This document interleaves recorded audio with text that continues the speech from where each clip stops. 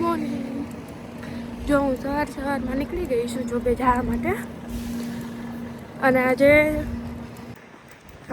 છે boxing day. જો કોઈ રસ્તા ઉપર દેખાશે જ નહીં. મારા જેવા કોઈક હશે જે કામ કરવા જતા હશે. બાકી કબૂતર દેખાય છે નકરા. કોઈ બીજું નથી એના સિવાય.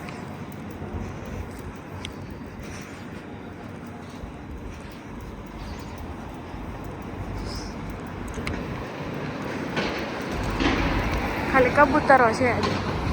બાકી બધા તો રજા ઉપર છે. ખાલી હું એકલી જાઉં છું જોબે. એ કેટલા દિવસ થઈ ગયા, 8-9 દિવસ પછી હું જોબે આવી છું. આજે ખબર નહીં એવો કંટાળો આવવાનો છે.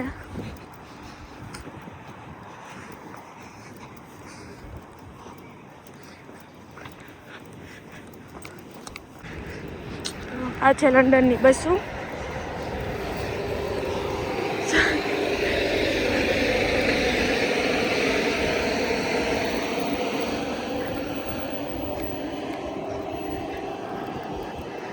તો ફાઇનલી હું પગો આવી છું મારા જોબ પર. તો ત્યાં અલાઉ નથી કરતા વિડીયો ઉતારવાનો.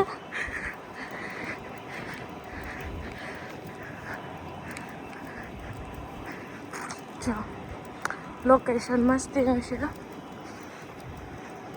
અહીંયા છે મારી હોટલ જે તમને દેખાય.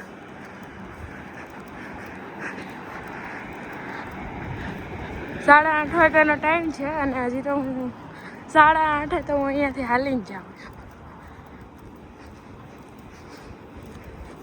રોજનું છે મારું તો. 10-15 મિનિટ તો હું લોટ પૂગું જ તે. વહેલી પૂગું હું નહીં. હેલો. તો ફાઇનલી હું પહોંચી ગઈ છું મારી જોબ ઉપર.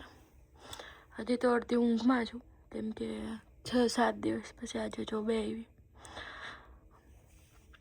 મારું લિસ્ટ લઈને આવી ગઈ છું રૂમ ચેક કરવા માટે.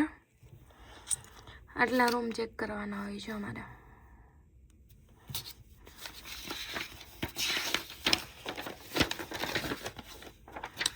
આટલા રૂમ ચેક કરવાના છે મારે. 87 8 કલાકમાં.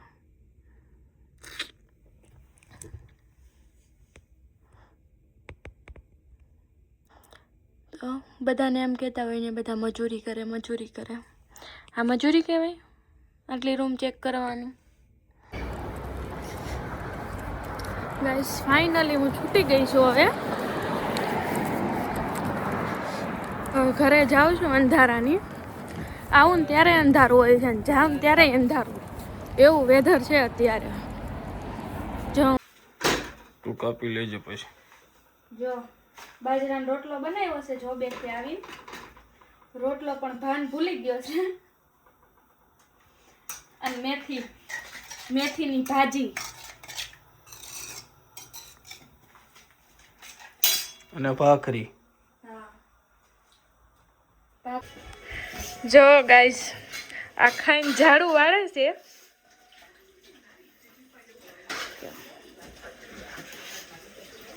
અને અહીંયા એક આ વાસણ ઉટકે છે.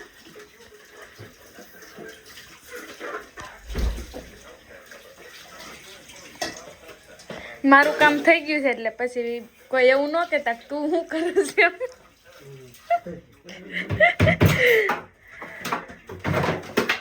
ઇન્ડિયામાં તો બધું કામ એનું જ હોય.